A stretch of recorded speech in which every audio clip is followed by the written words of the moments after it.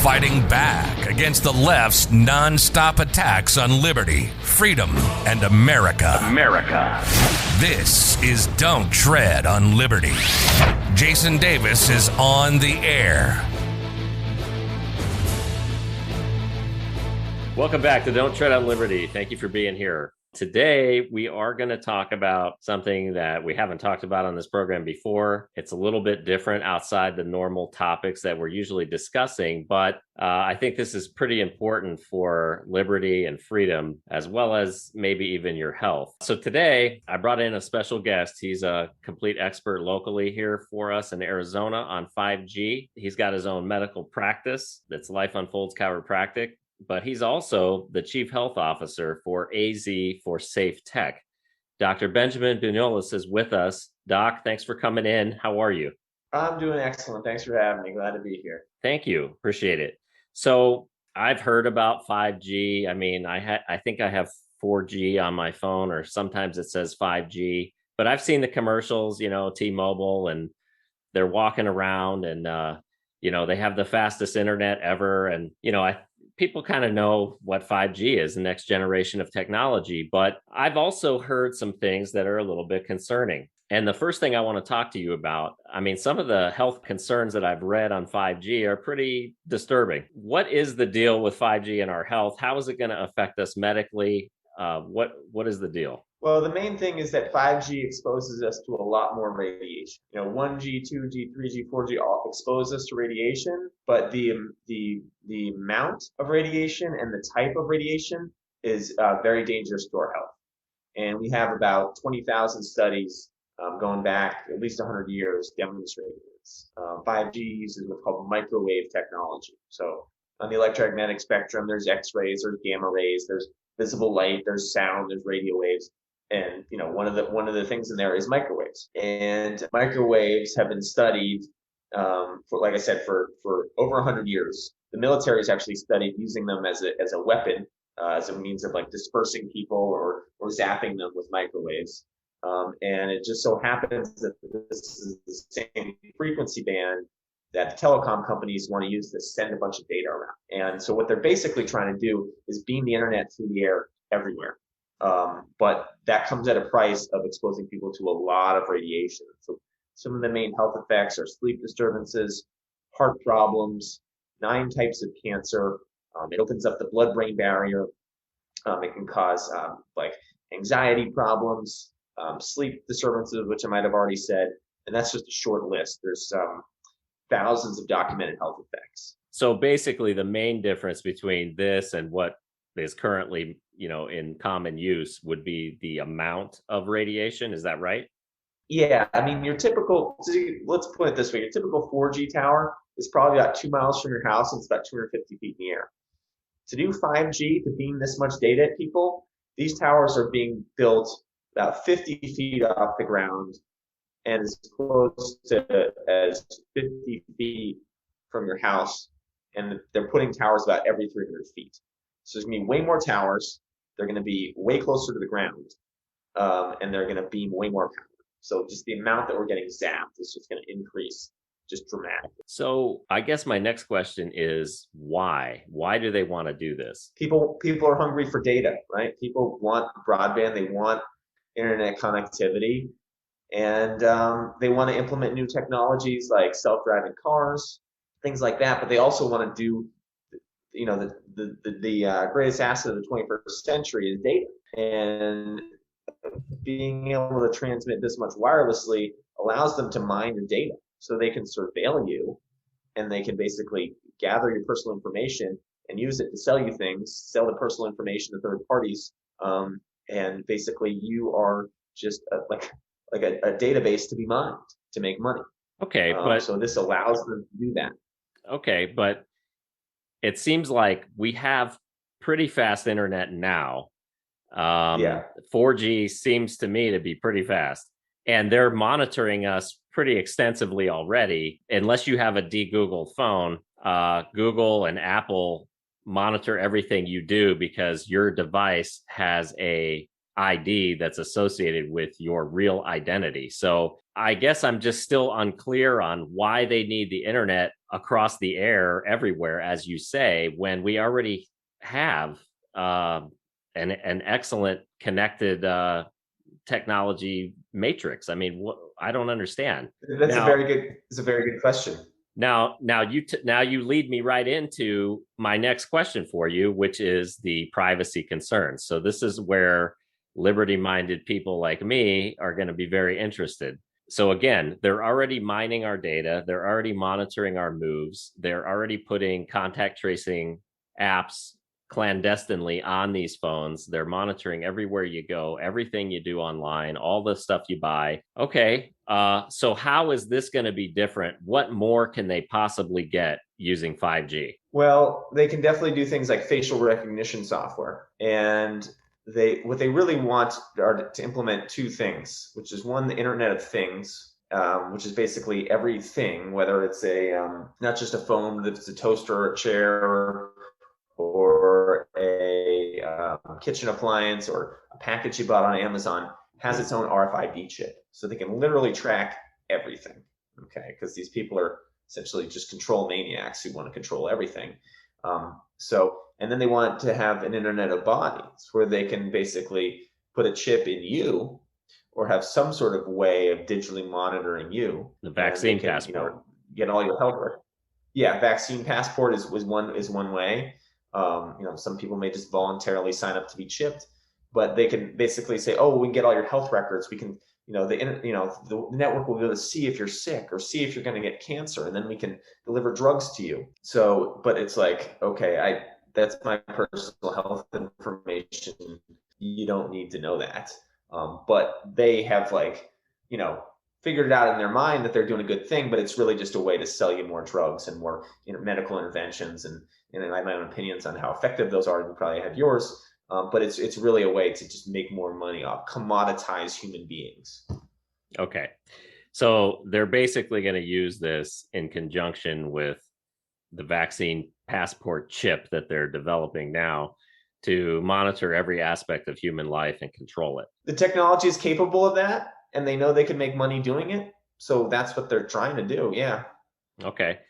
Now, outside of that, which is bad enough as it is, we've talked about the health effects, the privacy effects. What other things should we be concerned with on this movement for 5G? Well, I'd say that we hit two of the major points: health, public safety, and privacy. And the third one is property values. So when a cell tower goes up near a home, its value on average decreases 20%. And so if these are going up in every neighborhood, sometimes literally, especially in our state, 50 feet from your home, and there's a law in place that the cities can't say no to the towers, that the prize can just basically come in. And if it's in a public right of way, which includes the sidewalk in front of your house, they can just dig a trench and put in a tower right there and you're SOL. So obviously that affects your health and your privacy, but it devalues your home. And so, nobody wants a 20% hit to their property values. No, that would not be good. So this is where your organization, AZ for Safe Tech, comes in. You guys are actually trying to fight against this movement and make mitigate the damage as much as possible. So what are the solutions that we can use, and what are you recommending through the organization that we do about this? Great question, because there's definitely solutions. There's solutions that are better than 5G. And like you already had mentioned before, like, hey, we already have high-speed internet. What's the deal? Why do we got to zap so much more radiation through the air? And that's definitely true. We have something called fiber optics, wired broadband, that's faster than 5G. It's completely safe because it's wires underground. It's secure. Like wireless things are much more hackable than wired connections. And in the long term, it's actually cheaper to do. The only problem is that, you got to dig up underground and put the cables in. But, 80, 90, 95% of the infrastructure is already built. Sometimes it's as simple as just digging the cable, getting it from the street to your home, like another 20 feet. So that when you say Arizonans for Safe Technology, we are promoting safe wired technology as an alternative to 5G. Gets you faster internet. You won't be able to download Netflix in your car, but you'll have all the access to high-speed internet you need, either from a wired connection or Wi-Fi at the premises. And so what we want to do is either call a moratorium on the towers or turn down the power on the towers. Because right now, like we said, they give off a ton of radiation to be able to shoot all this data back and forth. Well, if we just use the towers to make phone calls, send text messages, maybe shoot a funny image or two over text, and then did all the heavy lifting of data through wired connections, we wouldn't need to dose ourselves with all this radiation, and it would, protect our privacy, protect our property values and our health. Yeah, and I've got a sheet here. So the current wattage to make a phone call is like, what this says, like 0.04 watts or something. And with 5G, it's like a million times that or something crazy like that. What is the deal with that? Sure. So in terms of radiation, you need about 0.002 watts of effective radiating power to make a 5-bar call on your phone. So to make a phone call, you need very little power. But to send data, you need more power. And these towers can give off as much as 5,000 watts of effective radiating power. So the math comes out to be about 25 million times the amount you need to make a phone call. That's because everybody wants cat videos and automated cars and surveillance systems, but it comes at a price. So when you do the math, it's an absurd amount of radiation. We don't need to shoot all that through the air at people. We can send it underground through cables. Now faster, safer, cheaper. Yeah. Now the main draw to this is the cell phone industry, because I believe that like 85-90% of I know of our area here, and probably most metro areas, is already equipped with fiber optics for internet. So that system already exists. So if you're accessing the internet from your house on Wi-Fi, you already are running on fiber. So unless you're out in the boonies or something, right? So why do they need all this stuff? I keep coming back to that. I just don't understand. So how do people get involved with AZ for Safe Tech? How do they get involved? What are your greatest needs right now, and how can people reach you? Sure. Thanks for that. So the website is azforsafetech.org. So it's AZ, the number 4, SAFETECH.org. And they go on there, and there's a place to join our email list. And I'm sending out 2-3 emails a week with different action items. And right now, the most pressing thing is we are fighting something actually I haven't talked about today, but we should touch on it. It's pretty important. It's called OTARD, which is a funny name, but it stands for Over-the-Air Reception Device. And it was basically a rule put in place by the FCC that you could put up like a radio antenna for like a ham radio, or like a satellite for a satellite TV on your house to get reception. Now the FCC has said that, well, that extends to 5G antennas too. So you can put a 5G antenna on your house, which of course is not just receiving, but it's also transmitting. And so now there's companies that know about this, and in Tucson metro area, Phoenix metro area, they're actually trying to sell people these antennas. And they say, hey, you get this antenna, you put it on your house, we'll give you discounted internet, it'll be super duper duper fast, and you'll be doing your neighbors a favor because you'll be shooting them out internet too. What they don't tell you is, everything I told you today about the damage to health, the damage to property values, the damage to the harm to privacy. So what we're trying to do is get people to take a no OTARD pledge. It says, I won't put one of these things on my roof. Because the way the laws are, the antenna can go up. You don't need to get a permit from the city. You don't need to notify your neighbors. It just goes up, and people start getting dosed with radiation, and a lot of times have no idea. So we're trying to spread the word that this is a bad thing. Don't do it. And tell your neighbors, your families and friends, and everybody takes a pledge not to get one of these antennas, because the wireless industry doesn't like playing by the rules, right? So if they're like, well, if we put up these towers, we can't put them everywhere, and it requires money to do new infrastructure, we'll just talk people into putting them on the roof. Job's done. They do the heavy lifting for us. So it's a trap. They want to sell it as this new high-speed internet wireless thing, but it's not what it's packaged as. So we're trying to spread word on that. So that's the big thing we're working on. And once they put up the antenna, I'm sure they'll let them take it down, right? If they don't want it anymore. Yeah, technically under federal law, we have attorneys that are like, look, as soon as one of these goes up and the wrong person sues the wrong person, like it's going to set a precedent, and like they're going to be fined, and like hopefully we can get it to go away. But it's not going down without a fight for sure. You say the Phoenix and Tucson areas.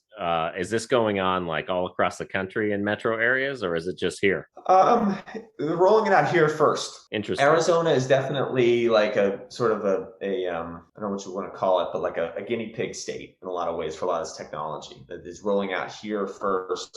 Because why did they do that? I don't know. Why did Bill Gates buy a bunch of land in Buckeye to create a smart city? I don't know why they chose us, but here we are. And it's kind of like the barbarians are at the gate, and we're kind of the first line of defense for the rest of the country. I noticed that Arizona is the first of a lot of things. Pretty interesting. What do you think the chances are? I mean, you're talking about getting the cities to lower the power on these towers if they put them in, or just put a moratorium on putting up towers. What are the chances of getting that done? It takes a lot of work. There's a lot of pushback. No city wants to be the first one to do it. This is really being, put forth as this like great agenda to bring everybody lots of data and high-speed internet, and they're putting them in school. Oh, this is so good for the kids. We're going to dose them with a bunch of radiation and they'll learn more. So there's a lot of propaganda out there that says it's a good thing, and there's a lot of politicians who are scared to take a stand, scared to be the first city to say no. So like anything in the political process, if we want change, we got to put pressure on the system, and that requires people. And that's why I'm saying get involved, get on our email list, and the more numbers we can throw at it. We had a meeting with the city of Chandler, and we had a meeting with one of the city council members. We had like 4 people on the call. He's like, guys, I understand what you're saying, but like, there's 4 of you. Like, if we want to convince the rest of the city council, there's got to be like 50 of you. So we said, okay, we'll schedule another meeting with more of the city council, and we'll bring people. And we ended up having a Zoom call where we had 86 people show up, and they flipped out. They were like, they were scared because we had that many people. So we're still working with it. It's still a process. There's a lot of bureaucracy. This stuff doesn't happen overnight. I'm not a politician. Like I'm a healthcare provider. It's like not, in a previous career, I worked in the electronics industry, and I worked for companies that developed a lot of this technology. So I kind of have the knowledge of like the health and the tech, but I'm definitely not a politics guy. So, we're doing what we can to put pressure on these cities and towns to do it, but it's not an easy battle at all. Yeah, well, that's anything politically for sure. Absolutely. And, this whole guinea pig thing, it kind of sounds like the vaccines, like something else they're trying to test out on humanity to see what happens. Okay, Doc, it's az4safetech.org. If you want to get involved, I suggest everybody get on the email list. It's Dr. Benjamin Benulis. Thank you for being here. I appreciate your time. Thank you very much. Thanks for listening to Don't Tread on Liberty with Jason Davis. Subscribe on Google Play, iTunes, or your favorite platform. For more Liberty news, check out www.don'ttreadonliberty.com and subscribe to the blog or join the conversation.